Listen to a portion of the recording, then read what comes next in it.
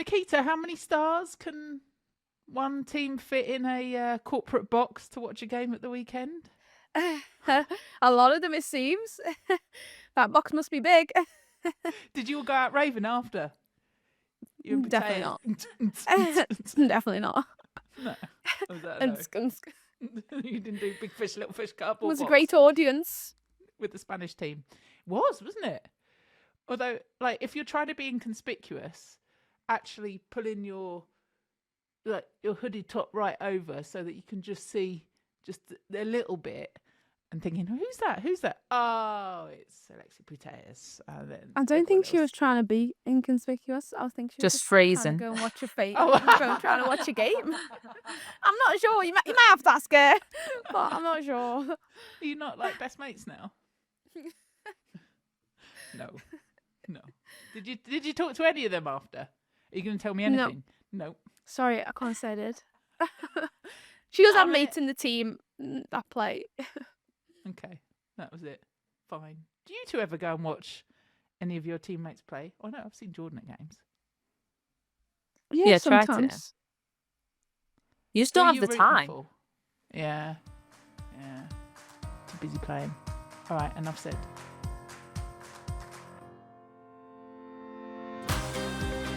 This is Pitch the Pod with WSL legends Nikita. Alexia wants my autograph, Paris, but she won't say anything about it. And Jordan Luxury Suite Nobbs. Don't find her in any old box. Every week they bring you topics straight from the pitch to this podcast as we discuss the biggest talking points in the world of football, WSL and beyond. This week, when's a game more than a game? Go big or go home, and go! Or something like that.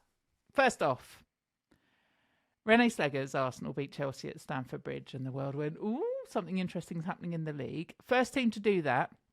But then after, Renee Slegger's, I don't know if you both saw this, you didn't say it, you might have seen it. Renee said, when the moment is there for this team, when it really, really has to happen, they do it every single time. I think that was one of our strengths today. It was going into the game with a lot of clarity. They kept that going during the game as well. She went on to say, I think they had very clear minds, made good decisions, had them stay in the moment, focused on the task that they did so well. So that, when it really, really has to happen, is it harder to get up for some games than others? Just got us wondering a bit about how you get into that and how do you keep consistency so that you're up for every game. Discuss. I think it's fair that Renee said that because she proved it in the Champions League. Big pressure games, and they obviously went on to win it. I think obviously it's always easy after a game saying we dealt with the pressure, but fact is that was a big game, and I watched the game. I thought Arsenal did really well. I thought Chelsea struggled. When the ball went wide, Thompson had to obviously track basically all the way wide, and I think they really struggled with that shape. I don't think it was Chelsea's best day, if I'm being honest. But do you see? Obviously, I think as a player, you do feel the pressure when it's the bigger games, but then it's who strives off that. And I think, like Renee said, Arsenal did look like they dealt with that pressure really well the other day, especially being at Stamford Bridge. It's never an easy place to go when you're playing a top team and they're also playing at home. But yeah, pressure you could talk about all day because just different times, different moments. I don't know how to explain it, Keith. It's really difficult to describe whether that pressure goes into nerves and then the game passes you by, or whether it goes into like fire.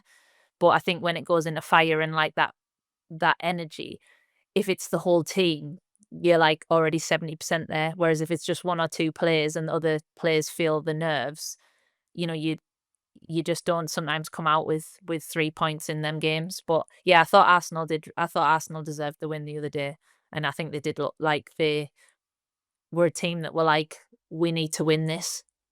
It was interesting because I saw Katie McCabe's comments after the game, and she talked about wanting to beat Chelsea, to prove that they are within, to be talked about within that realm, and they potentially could get them in a Champions League. So it shows the psychological edge that these two teams have. But I do think that Arsenal deserve to win. I think like Jordan said, the majority of the team stepped up in the big moments. And I think they've proven that in cup competitions. They just haven't done that consistently in the WSL. You've seen when they played Bayern, when they played Real Madrid, when they played Barcelona, they can stay in the game and then get a result. It really makes the top of the table interesting when teams turn up and deliver and then unexpected results. I didn't think Arsenal could go to Stamford Bridge and get the win, if I'm being honest. I did think with the history of Arsenal playing away to Chelsea, they haven't really got a result there. But to be fair to them, they nullified any threat from Chelsea. I think for me, the only time Chelsea looked like they could get something or create something out the game is when Lauren James came on. So it's like, yeah, game on. Yeah, you're right. Jordan, that change to overloading the midfield without Kira Walsh, and then Kira Walsh comes on, Lauren James comes on, and suddenly things start to happen. It's easier said than done, isn't it? Because they'll adapt for different opposition, clearly. But was there a switch there, you think, when they thought, oh, right, this is how we beat Chelsea? I don't know. I think sometimes it's in games, obviously, there's always momentum shifts. And I think Arsenal's momentum, it was like they fed off that, whether that was a good pass, winning the ball back. Like I said, I do think they had a lot of joy going into the wide areas. And I think that the Chelsea forward line were getting then stretched because they were really narrow at the start of the game. And it was like, oh, it's a bit weird that they're given, naturally they were obviously trying to stop the Caldentes, the Kim Littles getting on the ball. But then it was like Arsenal noticed that and then just kept doing what was working.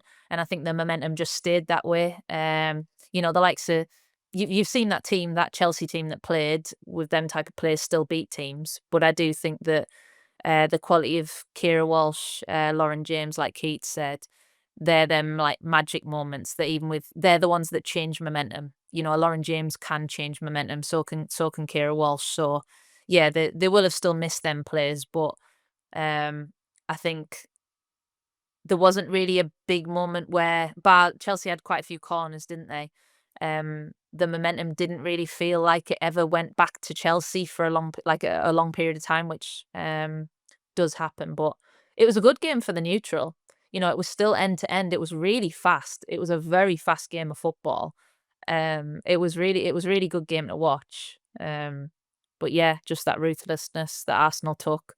I think we've been talking about Arsenal's like probably not scoring as much as what they need to in previous games, but the other day it was really good. No wonder they needed that sit down at London City. It was that fast. But still not going to tell me why they were there. The fact that, I don't know if you also saw Sonia Bonpastor talking about changing ground and, maybe coming away from Kings Meadow.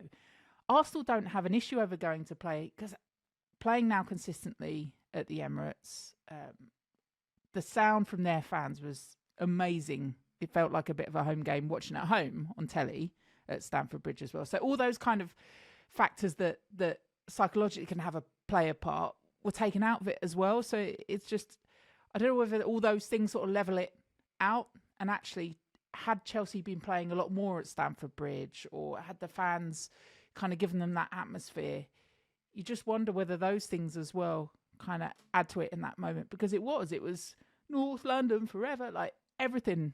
It made it sound like an Arsenal home game. Yeah, Arsenal fans are amazing. I think we've spoke about that before. They come out in the numbers, they're loud, they're very proud to support the team, and they go everywhere to support the team. And, that's what fans can do for you in a football match. They can change the momentum, whether home and away. And they went out to Stamford Bridge in the numbers and tried to make the girls on the pitch feel like they can just be anywhere. They're not at Stamford Bridge, just on a football pitch anywhere. And ultimately, continuity in football is so important. And to go from playing at Kings Meadow on a week-to-week basis to then going to Stamford Bridge every so often, when you're not used to, the size of the pitch, the arena, it's okay. Yeah, you've played there 5-6 times, maybe more previous. But if you're not consistently playing there, like Arsenal playing at the Emirates, it does give a different feel because it doesn't quite feel like your home ground because you're not there regularly enough. So then do Chelsea feel comfortable in a big stadium? Because from Stamford Bridge to Kings Meadow, the size of the pitch, the atmosphere, what the pitch feels like and the ground feels like is very, very different. Kings Meadow to me feels like a more intimate, smaller ground. Even if the pitch markings are the same, it just feels that bit smaller. Whereas Arsenal are used to playing on big stadiums, big crowds. So it doesn't really give you an edge playing at home at Stamford Bridge. But only Chelsea players can tell you that. Do they feel comfortable there or do they not? But to me, from the outside looking in, I would want to be more consistently at that ground to make it feel like it's mine. It's your advantage, isn't it? Like, you both know this. I know we were joking the other day about when you went back to Sunderland and remembering that pitch and stuff. But that familiarity, knowing where certain things are when you're going through your routine as a player, I'm sure all that stuff can. You don't want it to mess with your head, but I'm sure it can. And if there's anything going to knock you off your game, surely you want to try and remove that. Do you think they might be better, Jordan, just saying, and I know it's cost, right, and the logistics of it all, but just saying, right, let's just play all our games at Stamford Bridge? Yeah, it's funny because obviously even Arsenal, when they didn't have all their games there, you'd end up playing like the big games at the Emirates. So it was like, oh, you've got Lyon in the semi-final. We're at the Emirates, and it's like you get so used to the pitch dimensions, like Keith said, and it's so much bigger. So all your connection passes are a lot bigger, and you're further apart. So you do have to change and adapt to how you play. Don't get me wrong. I think a lot of the Chelsea girls have played in big moments and things like that. So I wouldn't probably put them in that category of not being used to it. But it still is like every footballer familiarity. Don't Got even there. ask me because that's what I Yes, always get wrong. waffled it. And just that continuity between players, it is still a big change. I think whenever, like when we played at St James's Park or the other day at Charlton on the men's pitch, it's so much bigger. Like you are having to move differently and try and connect passes differently. So yeah, it does make an impact. And I'm sure a big club like Chelsea winning the league however many times, you'd think they're one of the clubs that would want to be playing at their men's stadium and big crowds, push to that next level again. Yeah, if you've got access to the main stadium, you'd be like, why can't we? Why can't we just go for it? And again, I know it's not my deep pockets that aren't very deep paying for it, but you've got to try and make whatever advantage you can. Have either of you, and again, I'm not saying this was Chelsea at the weekend, but either of you sat in a dressing room beforehand, had a little look around and thought, I just don't think people are feeling it today? And is that something you can change? I don't think I have. But I also don't think it's a feeling or an emotion that I would be able to see because it's never a feeling or emotion that I've ever had. Does that make sense? I don't think you can ever truly feel like, oh, that person's not up for it because you don't know how you would react or feel in that moment. And I just think big games, any game of football, but especially the big ones in the big stadiums, they excite you. Yeah, it is a pressure, especially if you're close in points, you're fighting for points. But that's sport. At the top level, that's what you aspire to want to achieve, and the games you live for, playing for them points, playing for them trophies and titles. So I doubt any person ever intentionally goes on the pitch not to deliver. It's almost sometimes when you're out there, it's like Jordan said, it's either you thrive off the pressure or you don't. You know what always gets looked at in them moments, Kate, I bet you've heard it a million times. When you do the warm up, like people either be like, "Oh, that warm up wasn't very good," or they'll be like, "Oh, that warm up was good," and then they'll like talk about it after the game, and like you're just thinking, it's the warm up's just the warm up. You can have a Yeah. bad warm up and win a game, or you can have a good warm up and win a game or lose a game. So, but it's funny how they look back at the warm up and they go, "Oh, that warm up was not the norm, or like, I don't know, a few dodgy passes, but always gets looked back on and you're like, it's just not that, is it? It gets overlooked No. a bit. Yeah, but that's what I mean about the routine of going through stuff. You lot are so blooming superstitious about everything that I just think you've got to keep your routine in it. And I get it. If something happens and the game goes well, you want to keep repeating that thing, the old lucky socks, or left foot, right foot, straight after the first. Do you ever get, my last thing, because sometimes I get this when we're on the telly, a brain fart? Do you ever go, oh, what was I supposed to, like, in the middle of the pitch? Oh, no? Or are you just so in the moment? No, I don't think so. Or next time you see me on telly, go, and then wake Back up. in the moment. Yeah, just like now. Right, this is Pitch to Pod with Nikita and Jordan. Before we get into the next topic, off the back of last week's episode, we had a listener question sent in. Thank you for everyone that does get in touch. Nikki got in touch, says, love the show. Big fan of the girls. That's you two. Watch Jordan play against Portsmouth. Quality goal, says Nikki. Haven't had a chance to see Nikita this season yet, but she's coming for you, Nikita. So, chance to put out the celebrations. Have a question for you and for the world after listening to the podcast about club facilities. Why see, I just had one of those brain farts. Why did you choose the club you now play for? Nikki asks. Jordan. Why did I choose the club? Ambition, the excitement of pushing a Northeast club, definitely. Yeah, just the vision and investment, really. That's 3 easy words, I think, that made me want to go to Newcastle. Yeah, that exciting feeling of a ambitious club. Yeah, mine's very much similar. I think when you think about women's football and how far it's come and how far it's got to go, I think it's so important that you continue to get the investment, the support, the facilities. And when you're at a club and they're willing to invest and move the game forward in so many different aspects, not just on the field but off it, you want to be a part of that. You want to be a part of what the next generation are going to receive and see how far you can push it. You're a bit good, you two. Nikki, I'm sure they would love to wave at you next time you're at a game, so go say hello. Right, this weekend saw Manchester City go 9 points clear at the top. So we're asking, when do you know it's done, or will Manchester City still choke? You pushed them all the way, Nikita. Let's start with London City. You showed what can be done against this Manchester City side. How was it for you? How did you change your opinion, or is your opinion still the same on what Manchester City will do this season? Disappointment in the end, to concede a last-minute goal. But as a team, we have to be proud of what we did against the team that's top of the table, pushed them all away, gave them a really hard time on Sunday.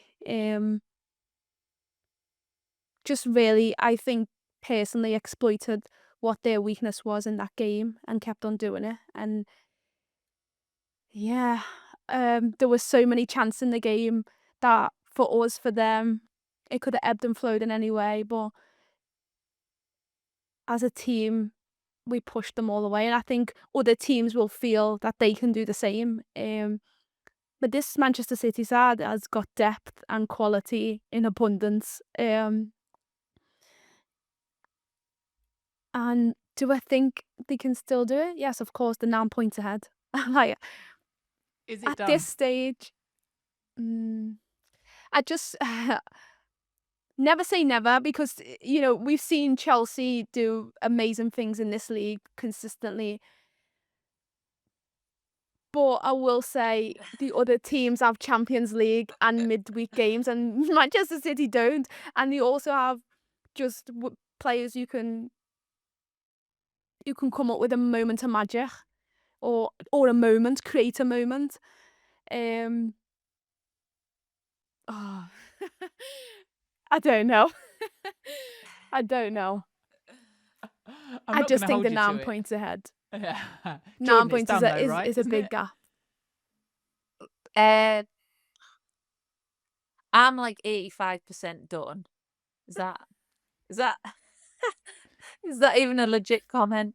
Yeah, yeah, it is. Yeah, I think the way they're playing, if they keep playing like that, I don't see them dropping that many points. But I would say that they've still got the big hitters to hit, and that could be a massive turning point. I think if they get any points out of them big games, when's their next one? Isn't it quite soon? They Yeah, the play, weekend. yeah, the weekend. I think if at the weekend they get some points out of that, I just don't see them crumbling. But football gets exciting, doesn't it? Yeah. It only takes one little slip and that's it. But right now, with the way they're performing, if they keep performing like that, I don't see them dropping.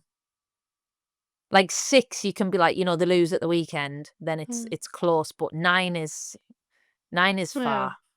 9 is 9 a is lot. far. 9 is a lot, and they can draw maybe maybe 1, maybe 2, and if they draw one of them or 2 of them big games, like them big games, the other team needs to take points. Like all 3.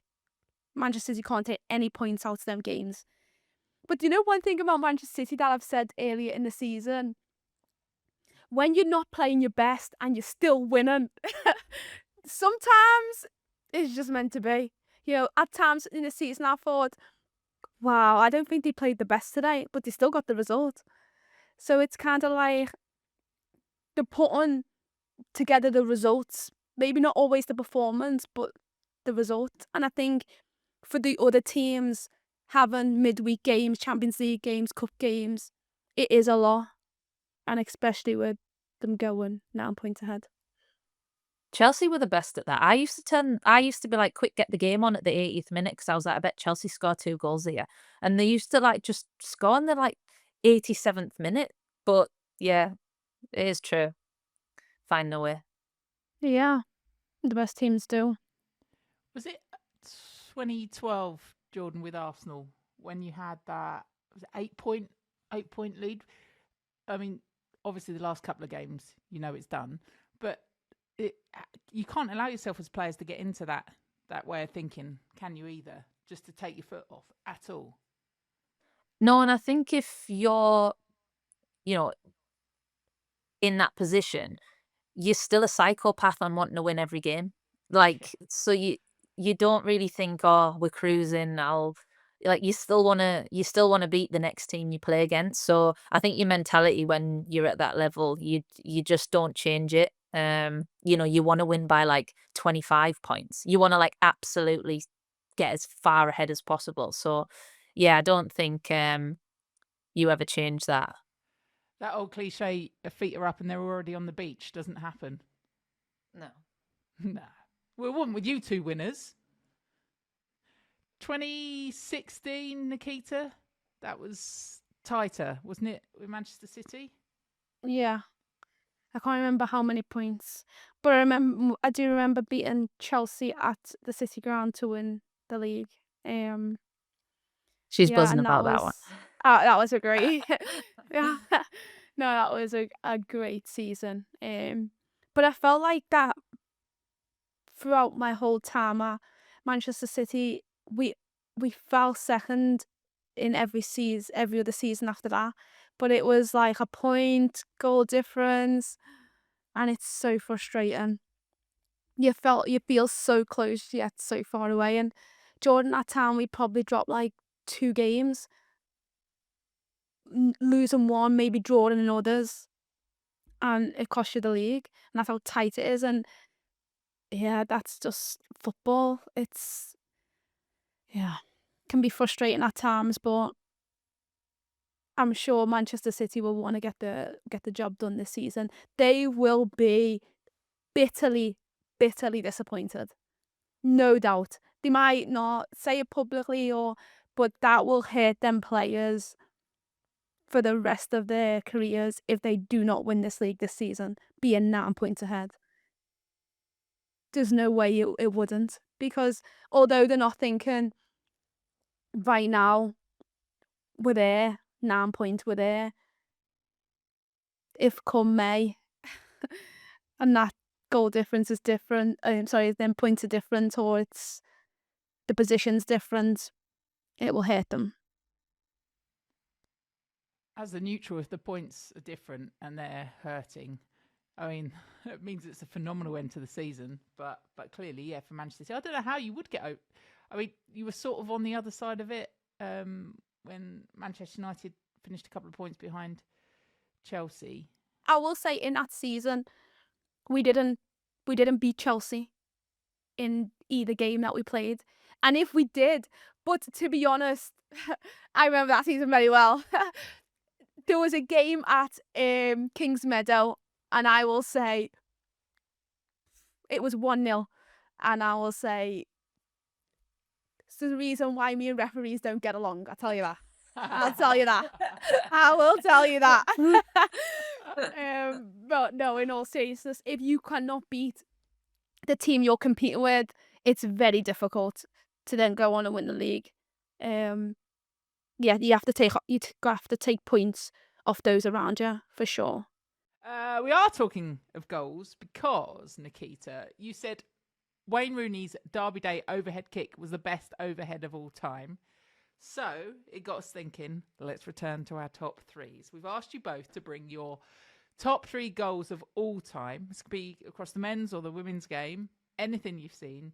Which 3 goals were the best in your eyes? I've seen a brilliant one already this week, but it was from the National League South. But it will not come up against your 2. I'm just saying it could be from anywhere, all right? It can be me in 5-a-side in South London. That you don't play. All right. Okay. Any goal but mine. Oh, there's nothing wrong with walking football. I can't even reach that level. Hobbling football I'm at now. Anyway, it's not about me. Your favourite goals.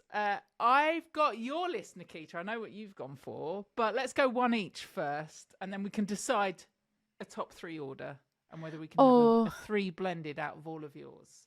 So let's go, Jordan, with your first goal. Well, And like I describe said, it. I haven't got them in order. And also, I got caught in a, what's that the word called, where you like caught in a hellhole? Well, a whirlhole? Conundrum? A wormhole? A wormhole, yeah. Because I was thinking about certain goals, and then I went Yeah. on YouTube, and that was it. But Oh, yeah. I could have picked about 20,000 goals, and I started to lose a meltdown. I've wrote some down on my phone. Do you know how hard it is picking 3 goals? I put in Gareth Bale's Champions League final overhead kick. I remember that. He came I on remember a that. sub against Liverpool, and it was like Thanks, like George. dead across his. Against Liverpool. Lovely. I watched that. Oh, sorry. Like dead across him, and then overhead kick. That was one that I was like technique. Yeah, coming on a sub as well to do that in a Champions League final. I just thought it had to go somewhere there. Yeah, I absolutely add that to the criteria. It's the moment of the game too, and how big that game is. You're going to have to go some to beat that actually, because I'm with you on that one. And it was against Liverpool, so sweeter. Nikita, what's your first goal? Yeah, that was it. I was the same as Jordan. When I got myself into a hole watching loads of different goals on YouTube. But I went for ones that I feel like You really. Could have scored. All right. Well, yeah, that too. But I felt it in the moment, like what a finish, or I felt joy. So my first one, I will say, has to be the trickery of Trent Alexander-Arnold's corner against Barcelona when we was 3-0 down in the Champions League. And Divock Origi just puts it in the back of the net. But it was like where he puts it in the back of the net. Okay, the whole process of that goal was just, for me, crazy. I've not seen anything like that in football.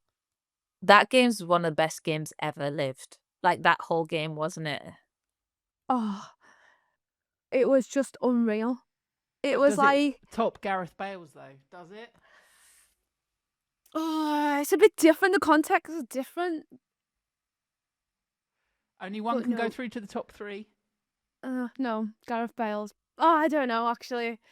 Because if you, as a, if you're a fan in that moment, watching that goal is just like, wow, Trent, that is so rude. What you've just done against Luis Suarez, Messi, Coutinho, like Vidal.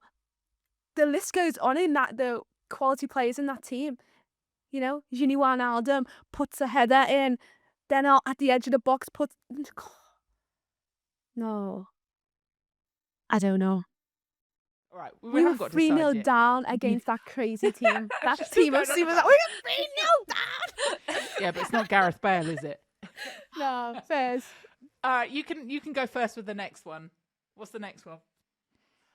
Well, this next goal actually, for me, gives any team in football like hope.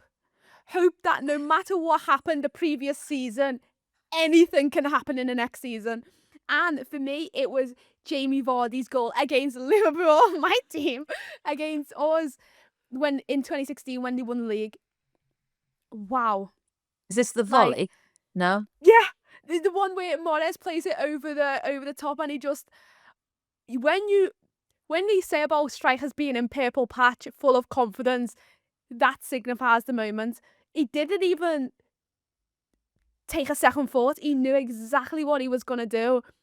And yeah, it was just unreal. And what that team went on to do in that whole season was, yeah, it was incredible. For football, it's like as if, how did they do it?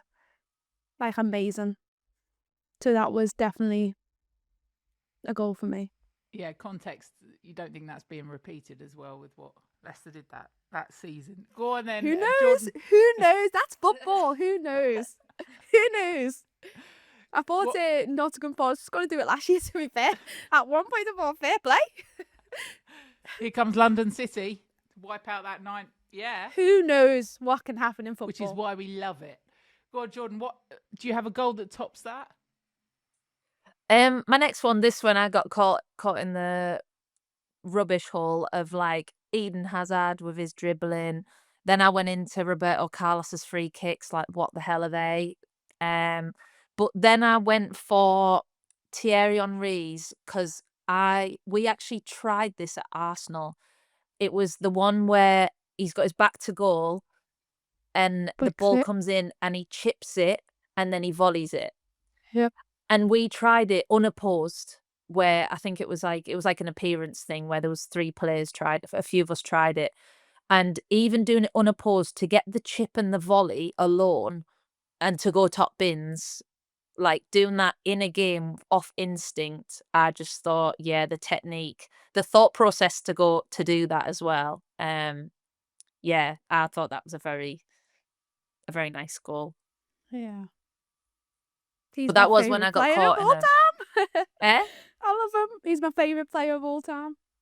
He had loads, to be fair. Could have picked about 5. Yeah. That's quality. Completely different situations for both those teams, but I think you're right. Henry, Premier League player of all time, I think is number 1. But it's not about me. Right, Jordan, your last goal. You know what? I put Caroline Weir in there. Did you? Yeah, the chip. And I watched both of them Nice. back because obviously I thought one's maybe better than the other one. They were both great. But it was the 3-0 one against 3-0 against United, because the way she drags it back and then stabs it. Again, it's a bit like the Thierry Henry one. Most players are blasting that.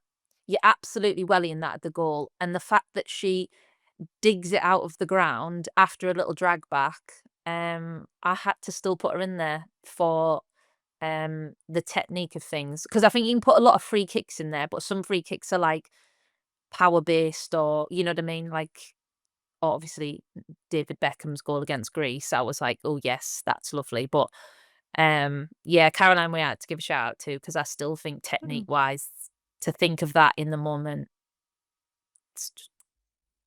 Yeah, fair play. Great goal. Amazing. Really player. nice. Right, what beats Caroline Weir? Oh, I was stuck on 2, and it was the same player.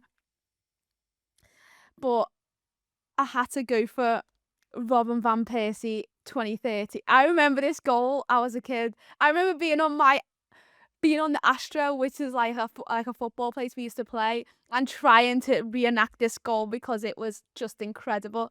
Wayne Rooney plays like a 40-yard. Imagine 40-yard ball in the air, right? And as the ball's coming down, he just hits it first time against Aston Villa.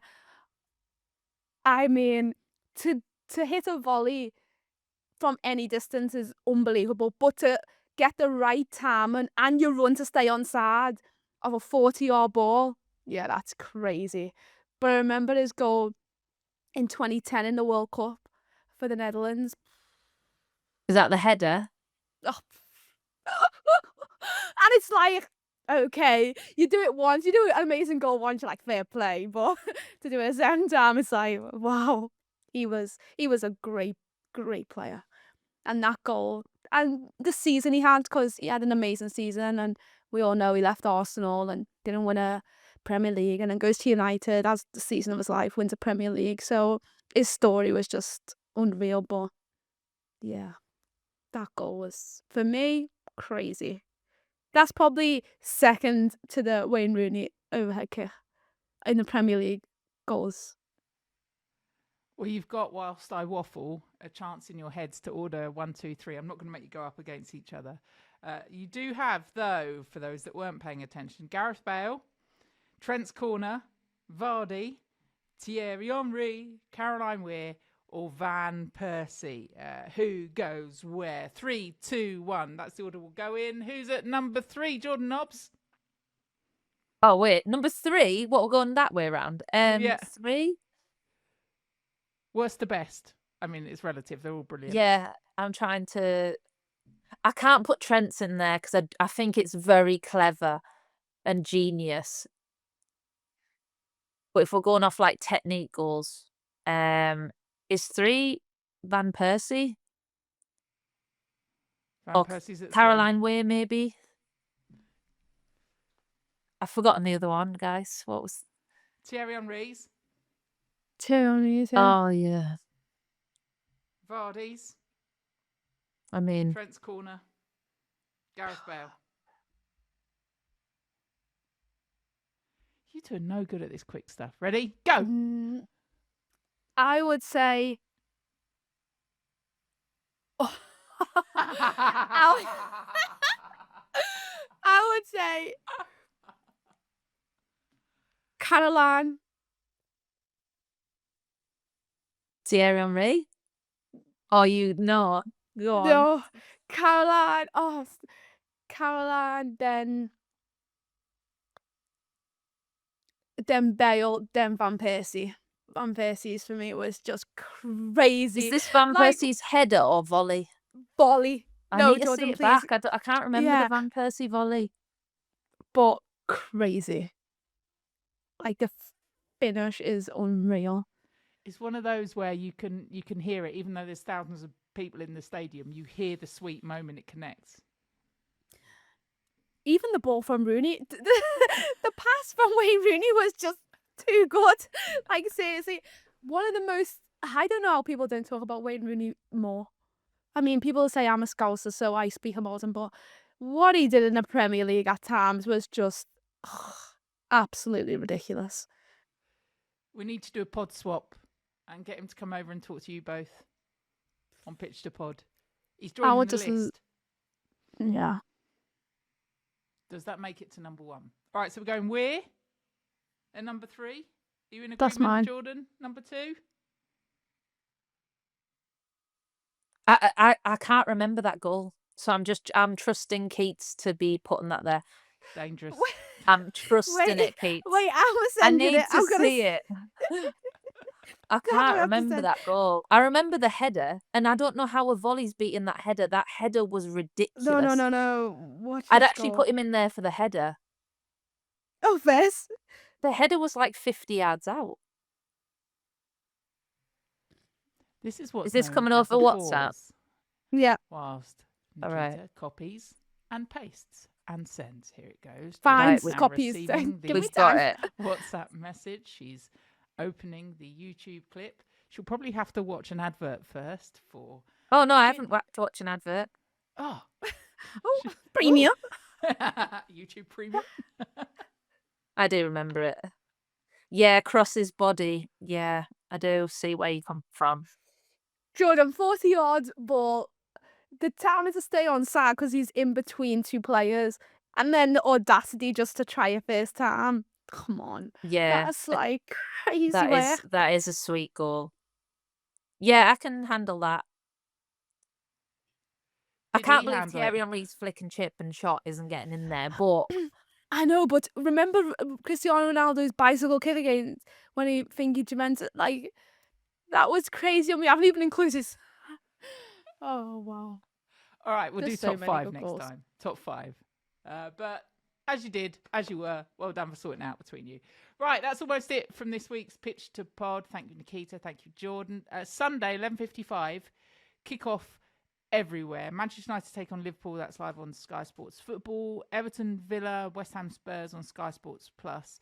And Nikita, you're off to Brighton this weekend with London City.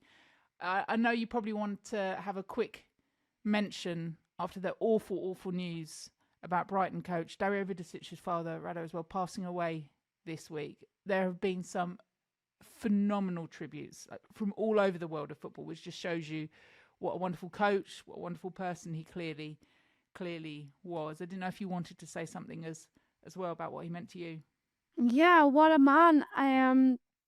I worked with him for 6 months and he left a massive impression on me, not just as a coach, but as a human being. He really cared.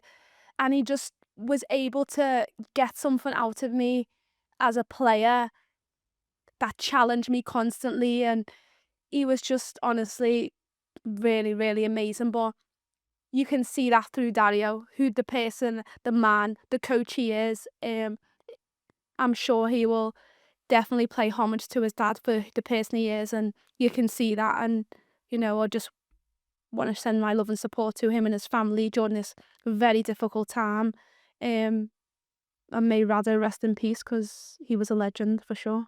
Absolutely. We, of course, send all our love to Dario and his family as well. And that's going to be a big game for many, many reasons this weekend. And just all our thoughts with everyone that's there this weekend too. And Newcastle take on Ipswich at home. That's a 2:00 kickoff.